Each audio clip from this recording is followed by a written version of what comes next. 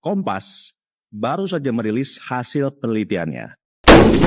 Lembaga yang sama-sama kita akui kredibilitas dan juga independensinya. Menjelang akhir jabatannya, kepuasan masyarakat pada pemerintahan Jokowi malah semakin meningkat. Desember 2023, sebelum pemilu, Kompas mencatat tingkat kepuasan terhadap kinerja Jokowi ada di 73,5%. 6 bulan berselang, setelah melewati keriuhan pemilu, tingkat kepuasan Jokowi malah meningkat 2,1 poin ke 75,6%. Saya sejujurnya lumayan kaget.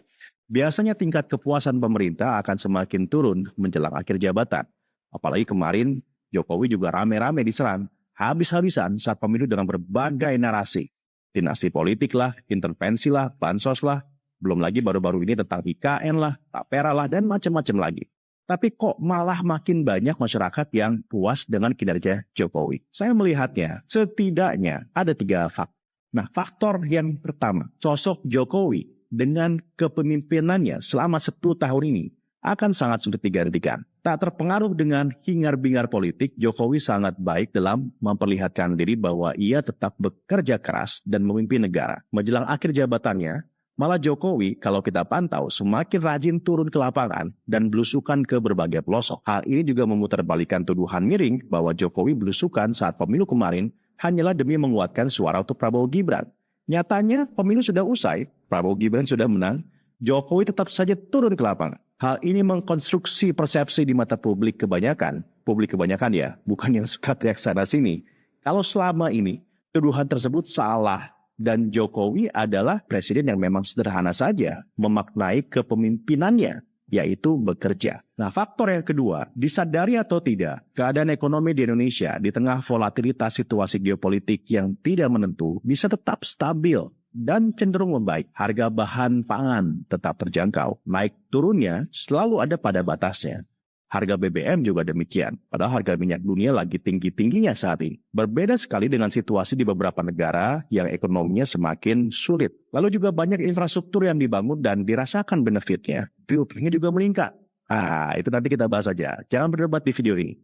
Ya, kesempatan bekerja atau setidaknya berusaha pun sekarang semakin terbuka. Hal ini yang real dirasakan di masyarakat kebanyakan. Saya bilang kebanyakan ya. Artinya ya mungkin masih ada aja yang belum merasakan manfaat tersebut. Namun kalau kita lihat ya dari point of view negara, kita memang harus melihatnya melalui angka-angka yang sifatnya makro. Yang saat ini indikatornya semakin membaik. Nah, faktor yang ketiga, ada satu teori yang disebut dengan spiral of silence. Sunyi tapi kuat. Jadi tipikal pendukung Jokowi itu diam dan gak banyak berisik. Tapi kuat. Mungkin juga tidak punya banyak waktu untuk banyak kritik ini itu karena sedang sibuk menjalankan aktivitas sehari-harinya, yang juga buah dari pertumbuhan ekonomi. Kadang saya merasakan, narasi-narasi yang menyerang itu adanya hanya di platform tertentu saja, khususnya X atau Twitter ya. Saya kalau posting di Twitter, banyak sekali yang serang. Tapi kalau di platform yang lain lebih fair, lebih netral, ya ada yang dukung, ada yang kritik, dan ada juga yang netral. Ini baru saya ya.